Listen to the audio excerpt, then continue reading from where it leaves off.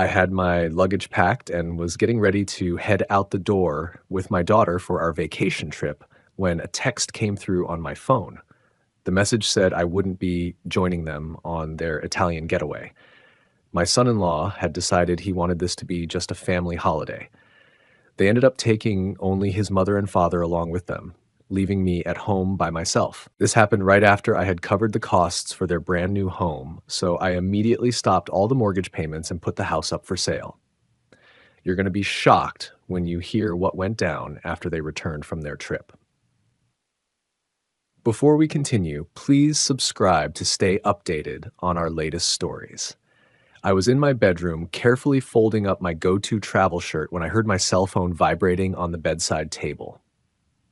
The soft blue cotton material felt nice in my hands as I worked out the creases, already picturing myself wearing it to that cozy restaurant Celeste had discovered close to the Vatican. My travel bag was spread open across my bed like it was waiting for an adventure, already halfway packed with the outfits I had picked out, especially for our Italian trip. I had checked the weather forecast and it was showing clear, sunny conditions in Rome.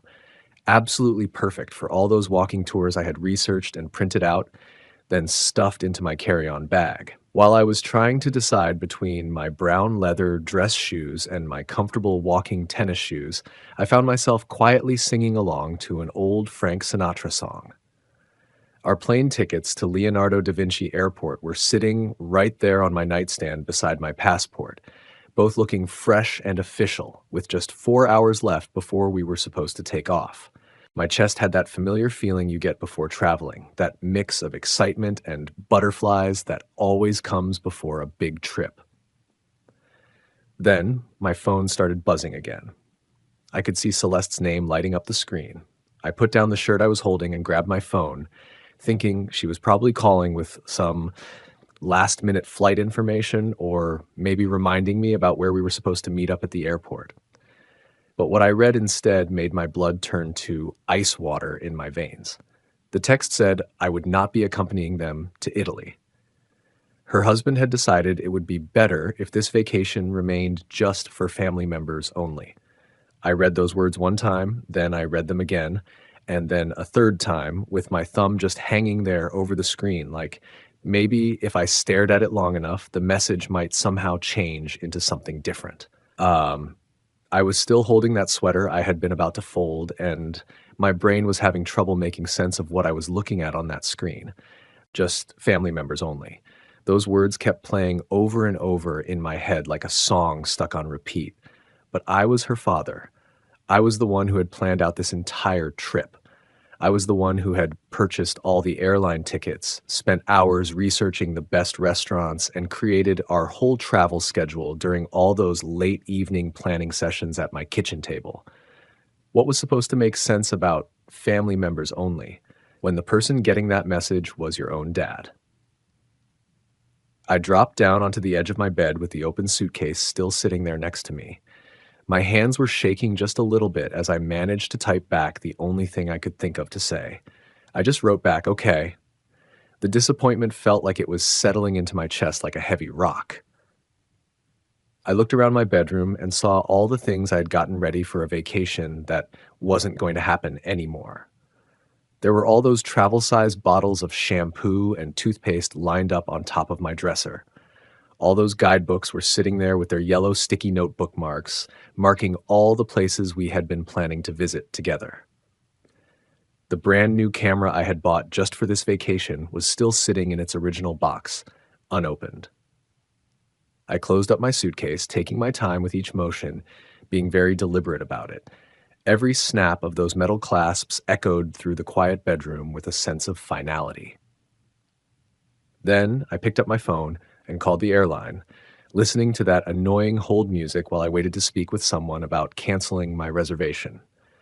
The woman who helped me was nice about it and handled everything quickly and professionally. She said, "I'm really sorry to hear your plans changed, Mr. Brennan," and I found myself wondering if she could pick up on the disappointment that was probably obvious in my voice.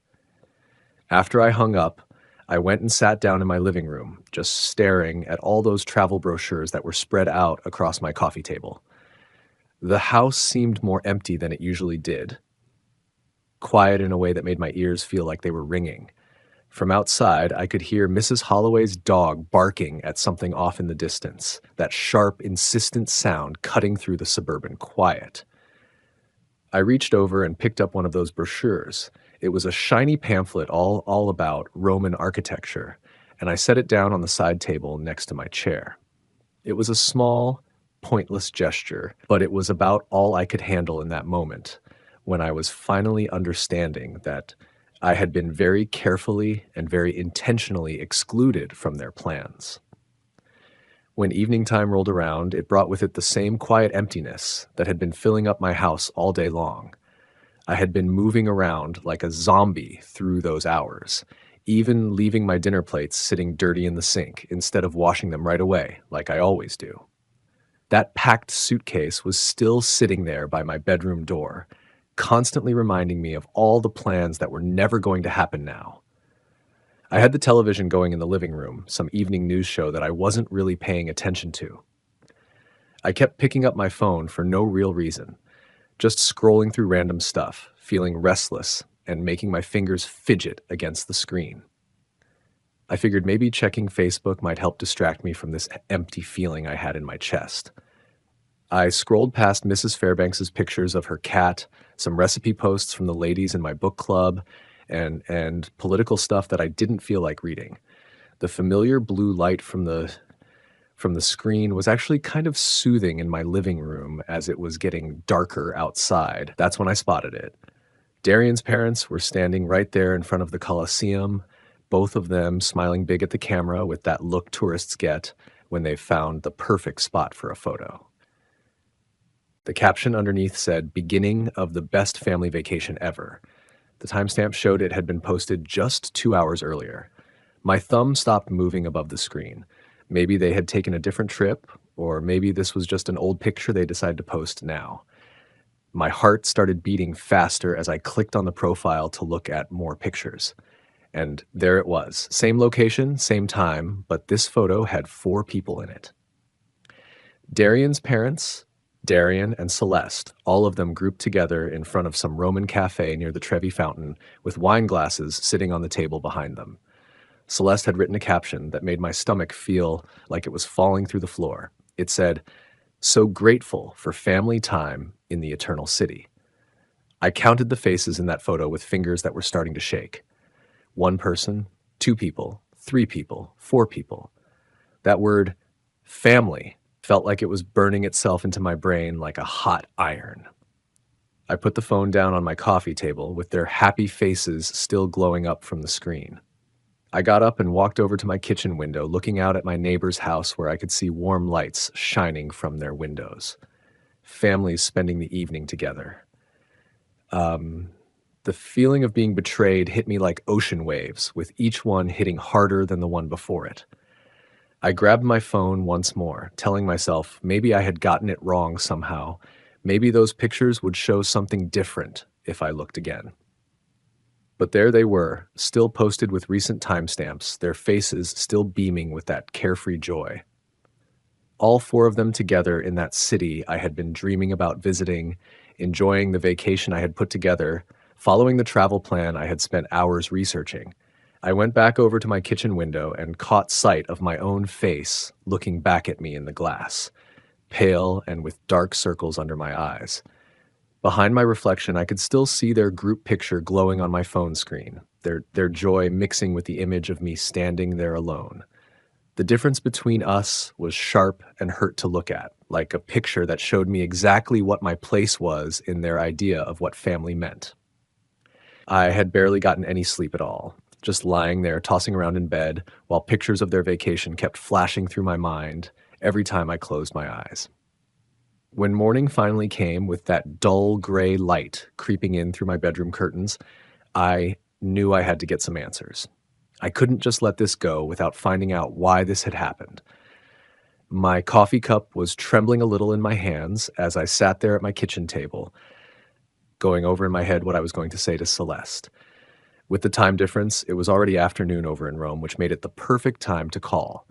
I took a long, deep breath and punched in her number, listening to that expensive sounding international ringtone. It rang 3 times, then 4 times. Then I heard her voice, sounding happy and upbeat. Hey there, Dad. I could hear all kinds of noise in the background. Darian talking, street sounds, all that busy atmosphere you get in an Italian city. I need to understand something, I said, getting right to the point. What's that?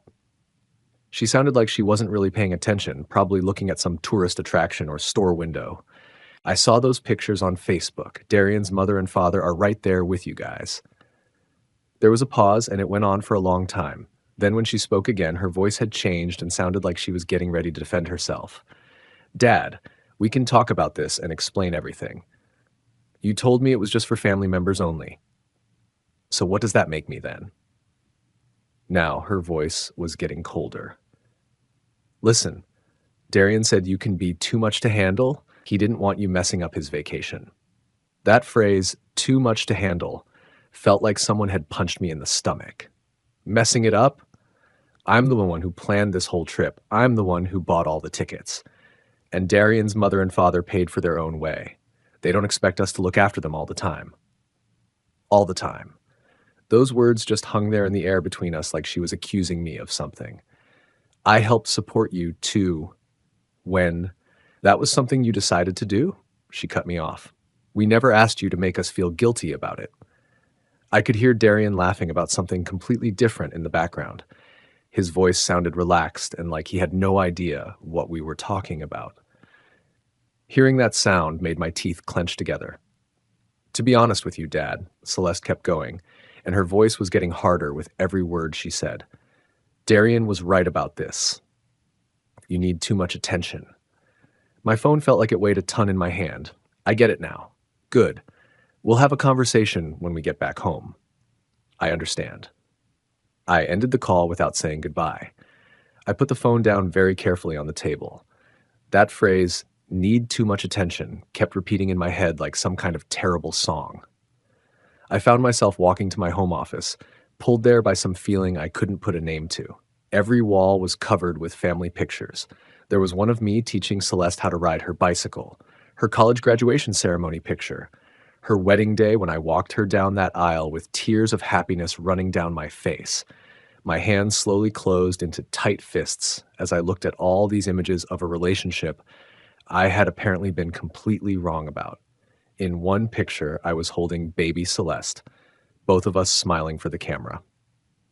My reflection in the glass showed an older man now, tougher looking, with something cold starting to grow behind his eyes.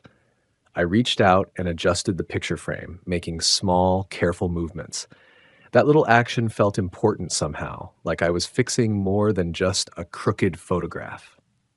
I stayed there in my office after that phone call, surrounded by all the proof of what I had thought was love, but was apparently just me being useful.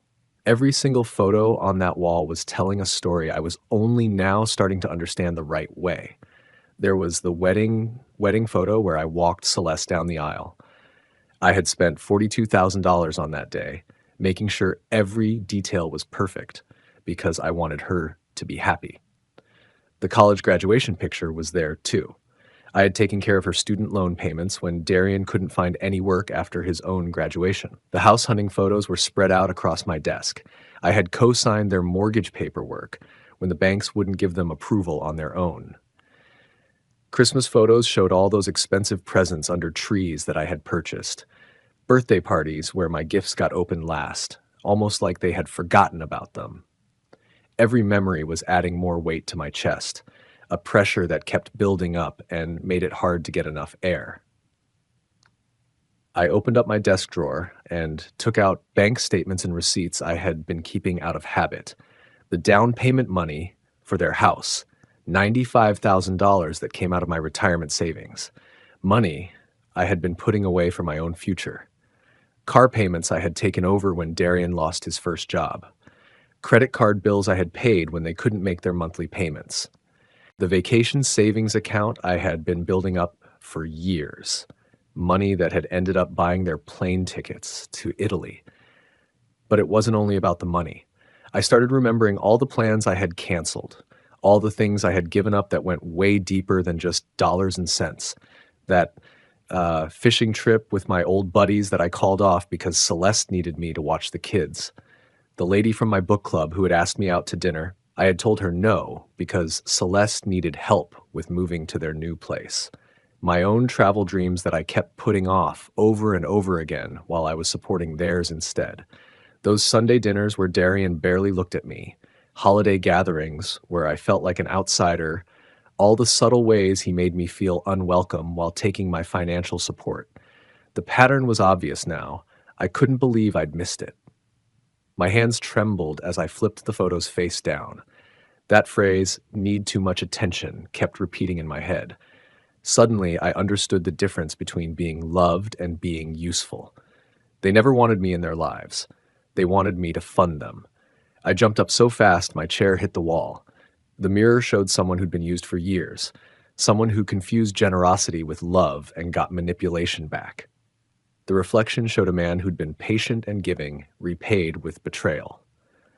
I opened my laptop, staring at my bank account where both Celeste and Darian had access. My finger hovered over the trackpad, one click from changing everything, but I closed it. The action hung suspended. Some decisions need planning, not impulse. I sat in my office's heavy silence. The closed laptop felt like a door I wasn't ready to open. Years of manipulation weighed on my shoulders as I stared at the overturned family photos. My quiet house held its breath, then my phone pinged with my banking app notification. I almost ignored it, expecting routine spam, but something made me check. Account alert, transaction processed. I opened the app, expecting a utility bill. Instead, the details hit like a punch. $892 Il Convivio restaurant, Rome, Italy. Timestamp 3 hours ago, their lunchtime. Celeste had used my authorized user card, emergency access I'd given her years ago when she was building credit. The irony burned. They excluded me from their family vacation, but used my money for fancy Roman meals. I scrolled through recent transactions with growing disbelief. Hotel charges, boutiques, attractions, all on my card, while Darian's parents supposedly paid their own way. I paced my office, phone clutched tight. Every family photo looked different now, like evidence. The thought formed clearly. This is my chance. I opened the card management section. Celeste's name sat in black letters, representing years of financial access granted from love, returned as manipulation. Another ping, 127 Elegant Style, Rome. She was shopping while I processed their betrayal. That decided it. My finger hovered over remove user. Years of being supportive warred with certainty that support and exploitation were different. The confirmation appeared. Are you sure? This cannot be undone. I selected yes. Authorized user access revoked. I felt my first real control in years. Foreign but satisfying. I set the phone down carefully, looking at my reflection in the dark screen. For the first time in days, I smiled. I went to make coffee, moving with more purpose than I'd felt since that devastating text. The coffee maker gurgled while my neighbor's lawnmower started, ordinary life continuing as my quiet revolution began. Next morning, I sat at my kitchen table, actually enjoying coffee for the first time in days. The paper lay spread before me when my phone rang aggressively. International number, 9 a.m. here, 4 p.m. in Rome. I let it ring twice before answering, no longer eager to please. Good morning, Celeste, I said, hearing her sharp intake. Dad, what did you do to the card? Immediately demanding no pleasantries. I removed your account access. Don't give me that. I tried paying for lunch and it was declined, in front of Darian's parents. Her voice could cut glass. The waiter came back 4 times. It was humiliating. That must have been embarrassing, I replied, sipping coffee. Embarrassing? It was mortifying. You can't do that. I need that card. For what? I thought you didn't need me taking care of you constantly. That's completely different. Her voice kept getting shriller with every word. Is it? There was quiet, and I could hear muffled talking in the background before she returned with poison in her tone. You fix this immediately, or you'll face consequences. What consequences? Darian and I have been discussing things. When we return, we're researching care facilities. My coffee mug stopped halfway to my mouth. Care facilities? You're aging, Dad. You clearly can't manage your money responsibly. The cruelty in her words was shocking. We'll sell your house to cover the costs. You don't need all that room anyway. I heard Darian speaking behind her. Tell him it's for his benefit. Darian says it's for your benefit. I sat in extended silence, absorbing these threats. They wanted to put me in an institution and sell my home because I'd cut off their vacation spending. The nerve was incredible. Dad, are you there? Restore my card access. I heard everything. Good, so you'll handle it? No. What do you mean, no? I mean, no. Enjoy your family vacation. Dad, don't you dare. I ended the call and placed the phone face down. My hands stayed calm as I took a long drink of coffee, gazing out my kitchen window at my well-kept yard, this house I'd owned for 28 years, completely paid off with only my name on the deed, the house they imagined they could sell to stick me somewhere convenient. I got up with fresh determination, leaving my unfinished coffee, and headed toward my office with purposeful steps. There was business to handle. I retrieved my house deed from the filing cabinet, laying it on my desk like a strategy map, but it wasn't my deed I was examining. It was the second property document for Celeste and Darian's house on Oak Avenue, with my name alone on the title, exactly as it had been since I purchased it for them. I recalled that conversation 3 years back. Just for mortgage approval, sweetie. We'll switch it to our names once everything's finalized. They'd been too occupied with their lives for paperwork, always promising to handle it next month, next season, next year. I located Kai Nakamura's business card in my desk drawer. He'd sold me both properties, a reliable man who valued discretion. I grabbed my keys and left. The drive to his office took me through familiar Cedar Falls streets. Mrs. Patterson waved from her garden as I backed out, her friendly wave reminding me how ordinary this morning appeared. 20 minutes later, I parked at Nakamura Properties, located in a restored Victorian that Kai had renovated with clear care. Kai glanced up from his computer as I walked in, surprise and pleasure showing on his face. Fletcher, great to see you. How's retirement going? I need to sell the Oak Avenue property fast. He stopped, his experienced eyes catching something in my expression. The house you purchased for Celeste, is everything okay?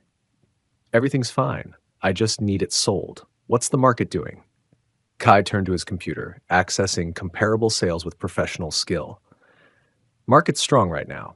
Properties like that in that area, $205,000, maybe $215,000. The figure pleased me. I'd paid $148,000 3 years ago. How fast are we talking? Kai asked. ASAP. Price it to sell. He pulled out listing forms, inspection schedules, his movements practiced and comforting. We'll need photos, possibly some staging. I can have my crew there tomorrow. The house has current occupants. Oh, will Celeste coordinate the showings? Celeste's in Italy. I have keys. Kai seemed slightly puzzled, but professionally accommodating. We covered listing price, commission, closing schedules. I signed the listing contract, my signature confident in, and final. I'll begin marketing right away, Kai said. In this market, we might have offers within days. We shook hands and I valued his professionalism, how he avoided unnecessary questions. Walking to my car, I felt lighter than I had in days. Classical music from my radio filled the quiet as I drove slowly through downtown Cedar Falls, viewing my hometown with fresh perspective. At a red light, a young family crossed the street, father holding a toddler, mother with a stroller. I remembered when Celeste was that age, before everything became about money and manipulation and what I could provide instead of who I was. I pulled into my driveway and sat briefly, looking at my mailbox with Brennan painted in faded letters. The name felt different now, meaningful again. I walked up my front steps, keys jingling, a sound promising more changes ahead. Inside, I opened my laptop to find an email from the real estate service. Property listed successfully appeared on screen, and I felt satisfaction seeing those words. But more work remained. I opened a new browser tab and searched Moving Services Cedar Falls, Iowa. Large corporate companies filled the first results, but I scrolled past them, seeking something personal and dependable. I found Brent's Reliable Moving, a sin with small opera reviews, solid reviews, family-owned for 12 years, the type of business where you speak to the owner, not a call center. I called the number, expecting exactly that. Brent's Moving. This is Brent. His voice was rough, direct, no company script. I need help moving some stuff tomorrow. It's urgent. What kind of schedule are we looking at? Tomorrow morning, if you can. It's a whole house full of things. Where are we going from and to? Brent asked. I gave him Celeste's address, explaining everything needed storage. Storage place set up, he asked, and I realized I hadn't arranged that yet. I can suggest Safekeep Storage on Pine Street, Brent continued. Work with them regularly. Need their number? Within minutes, I had Iris from Safekeep Storage on a three-way call, working out details. For a whole house, you'll need at least a 10 by 20 unit, Brent recommended. First month up front. That's $135, Iris said. I'll take it. Can someone meet us there tomorrow?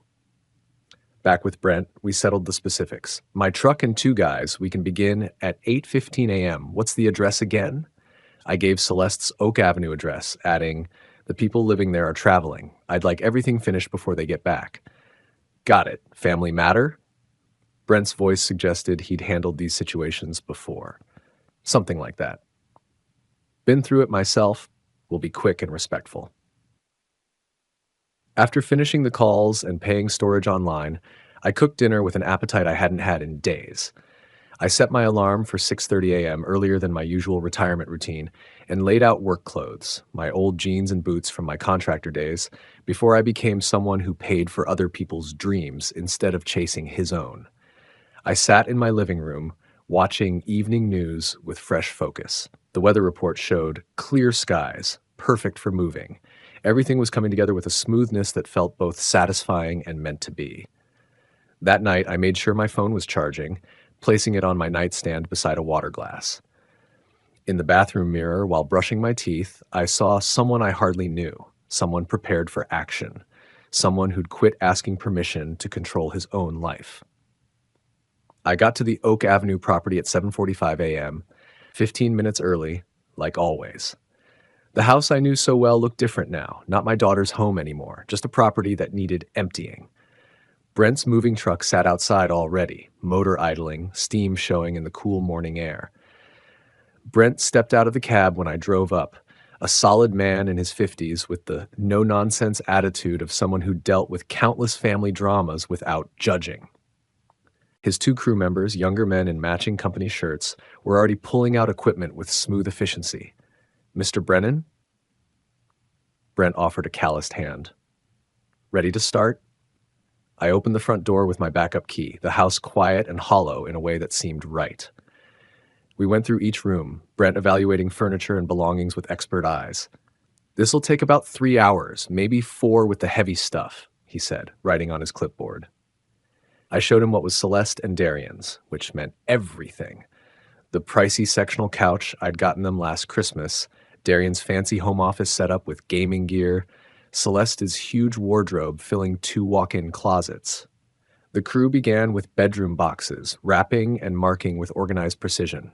I demanded to help despite Brent's concerns about insurance. I'm not that old, I said, getting a smile from one of the younger guys. Soon I was hauling boxes marked Celeste's books and Darian's sports gear, feeling odd satisfaction watching their stuff get packed away so systematically. In their bedroom closet, I discovered photo albums from their wedding. Looking through them, I noticed I was missing from most pictures. Darian's family featured in every shot while I showed up in maybe 2 photos, always on the sides. I shut the album and gave it to Brent's crew. Room after room, we cleared expensive things I'd forgotten buying them. Designer purses, electronics, the leather dining room set I'd bought for their first anniversary. My back began hurting, but I kept going, powered by purpose I hadn't felt in years. In what was meant to be a future nursery, I found baby furniture they'd hopefully put together for grandchildren that never happened. For a second, doubt snuck in. Was I being too cruel? Then I discovered Darian's credit card bills showing luxury spending while they cried poverty to me, and the doubt vanished entirely. You all right, Mr. Brennan? Brent asked, seeing my hesitation. Just remembering things. Let's continue. By 11:45 a.m., we completed our last check of the empty house. Rooms sounded different now, afternoon light pouring through naked windows onto bare floors. I locked up and kept the keys, following the moving truck to Safekeep Storage, where I watched their belongings vanish into Unit 52C. I paid Brent cash, adding a big tip. Hope things work out for you, Mr. Brennan, he said with real warmth. Driving home alone, I saw my phone flash with a Facebook alert. I pulled into my garage, the device still buzzing in the cup holder, like a nagging reminder that my peaceful morning was about to get much more complex. Inside my house, I finally checked the buzzing phone to find several Facebook notifications. Celeste had posted furious status updates. Some people have no respect for family privacy. The comments showed friends asking what happened, with Celeste playing victim perfectly. I closed Facebook without answering and called Kai Nakamura back. Fletcher, excellent news. Kai sounded thrilled. We have a serious buyer. Cash offer. This fast? Young couple, just moved here for jobs. They love the area. He paused dramatically. Offer is $208,000, higher than expected. The number pleased me. When do they want to close? That's the thing. They want to close right away. They could move in this weekend if we can manage it. I looked at my calendar. Today was Thursday. This weekend? They're in a corporate apartment, month to month. Very eager buyers. Kai's excitement was catching. Can you do fast closing? I can have documents ready by tomorrow. Make it happen. Friday morning found me at the title office, signing documents with careful precision. I met the buyers, Caspian and Nora Mercer, early 30s. The type of optimistic young couple that reminded me of Celeste and Darian before bitterness set in. We love what you did with the yard, Nora said during our final walk through the empty house. I didn't mention it wasn't my yard work. It's perfect, Caspian said, taking the keys. We can move in tomorrow morning? The bank transfer alert appeared on my phone. $208,000 minus realtor fees meant $192,000 profit. I'd turned my fatherly gesture into a solid business success. Saturday morning, I chose to drive by the property one final time. I arrived to see a U-Haul in the driveway, Caspian and Nora directing movers with contagious enthusiasm. A baby crib was going inside, young family beginning fresh in a house that had witnessed too much disappointment. I parked across the street, watching Nora plant flowers in the garden while Caspian built a swing set in the backyard. My phone rang with an international number, and I answered, just as a taxi pulled up to the house. The timing couldn't have been more perfect. Celeste climbed out of the taxi first, looking worn out from all that traveling, but instantly becoming alert when she saw what was happening in front of her. Darian handled paying the cab driver, and I watched his face go from being puzzled to completely alarmed as he took in the sight of that U-Haul truck and these strangers standing in what he thought was his own driveway. Hey, excuse me, Darian called out to Nora, who glanced up from where she was working in the garden with that friendly, curious look people get when they're interrupted. What exactly are you people doing in our house? Caspian stepped into the doorway, holding some official-looking paperwork in his hands. Your house? I think there might be some kind of misunderstanding here. I climbed out of my own car and walked steadily toward this whole scene that was unfolding, reaching into my jacket pocket to pull out an envelope I had prepared. Celeste caught sight of me standing there, and I watched her facial expression change from confusion to understanding to absolute rage in the space of about 3 seconds. Dad, what the hell is going on here? Why are there complete strangers moving around in our house? Celeste's voice had that razor-sharp edge to it that I had grown so tired of listening to over the years. Caspian and Nora gave each other those worried looks that people exchange when they suddenly find themselves in the middle of someone else's drama, and Nora was still gripping that gardening trowel in her hand like she might actually need to use it to defend her new home. Sir, I don't know who you think you are, Darian said to Caspian, his voice getting more aggressive by the second, but you need to pack up all your stuff and get out of here immediately. Caspian raised up his paperwork so Darian could see it clearly. I've got the deed right here in my hand. We completed the closing process yesterday. That's completely impossible. This house belongs to us. Nora's voice was quiet, but you could hear the determination in it. Maybe we should go ahead and call the police about this? I stepped forward at that point, letting my voice carry that calm, steady authority that I had developed during all those years when I was managing construction projects and dealing with difficult situations. That's not going to be necessary. Celeste's tone immediately became demanding, the way it always did when she expected me to jump in and fix whatever problem she was facing. Dad, you need to fix this situation. Right now. I spoke to Caspian and Nora first, because they were the innocent parties in all of this mess. I'm truly sorry for all this confusion you're having to deal with. Please go ahead and continue with moving into your new home. Then I turned my attention to Celeste and Darian, and my voice was steady and matter of fact. The house was sold because it belonged to me, not to you. Darian's face started turning that deep red color that meant he was getting really angry. What do you mean it belonged to you? That doesn't make any sense. If you check the original deed documents, you'll see it was never actually transferred into your names like you thought it was. Celeste's voice rose up to that familiar shrieking pitch that could probably shatter glass. You can't just go ahead and sell our home out from under us like this. I can absolutely sell my own property, I replied in an even tone, which is exactly what I did. This is nothing but theft, plain and simple. We're going to sue you for everything you're worth. Darian was practically screaming at this point, his face getting redder by the second. With what money are you planning to do that? I seem to remember that your credit cards got declined when you were living it up in Rome. Caspian leaned over and whispered something to Nora, and she nodded her agreement before they both started heading toward their front door. Their front door now, not Celeste and Darian's anymore. Please, just go inside and don't worry about this, I told them calmly. This whole situation doesn't concern you at all. Celeste's voice took on that desperate, frantic quality that I remembered from when she was a little girl and didn't get her way. Where are we supposed to live now? Where did you put all of our things? I held out the envelope that I had been carrying in my jacket pocket. Darian practically lunged forward and snatched it out of my hand, tearing it open with fingers that were shaking from anger. He read the contents out loud in a voice full of disbelief. Safe Keep Storage Facility. Unit number 52C, Pine Street location. Storage? Celeste's voice actually cracked when she said it. You took our entire life and put it in some storage unit? I made sure everything was preserved carefully and safely. The first month's rent has already been paid in full. Darian crumpled up the paper in his fist like it was garbage. This whole thing is completely insane. You can't do something like this to your own family. Real family doesn't exclude their own fathers from family vacations and call them needy. That's a completely different situation and you know it. Is it really, though?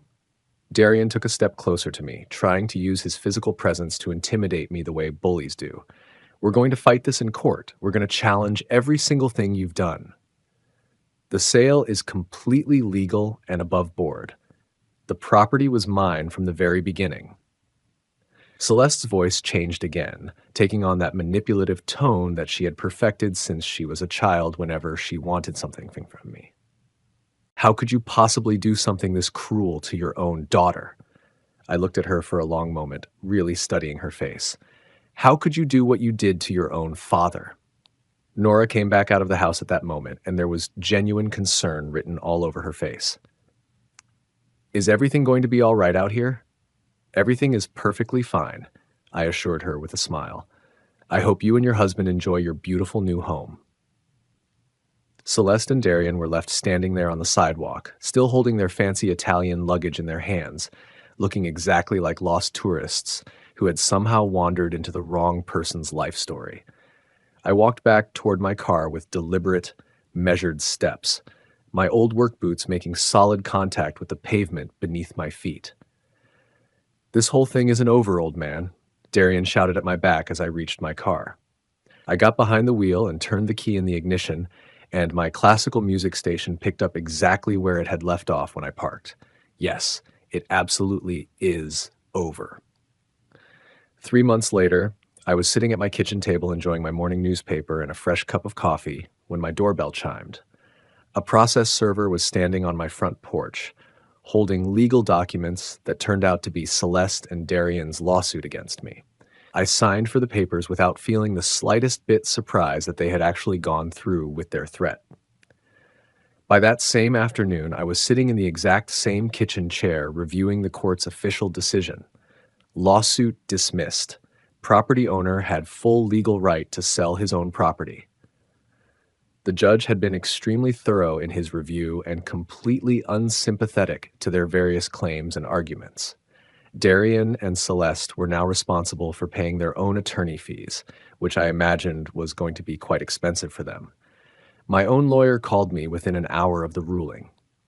Clean victory, Fletcher. They don't have any grounds whatsoever for an appeal.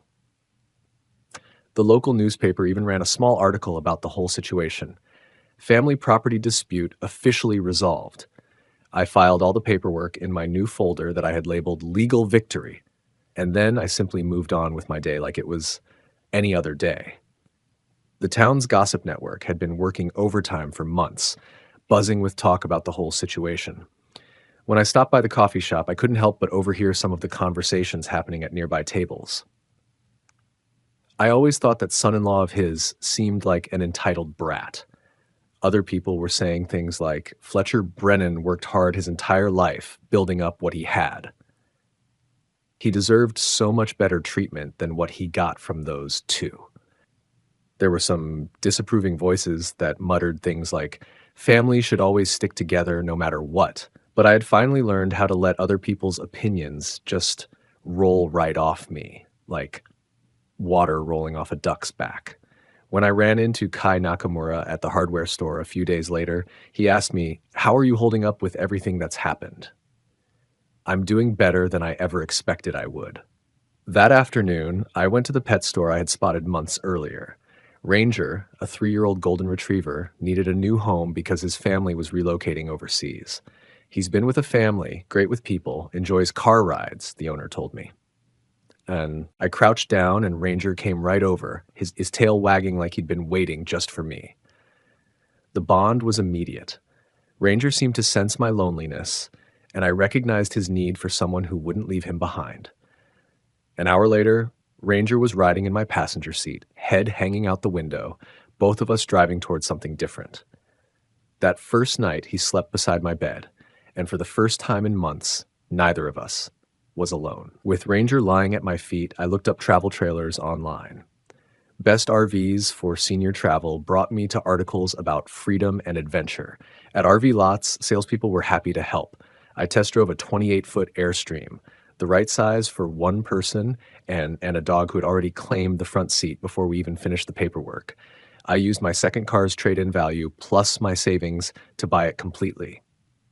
Ranger took to RV living right away. We mapped our route. National parks, small towns, places I'd always wanted to visit but had put off for family duties.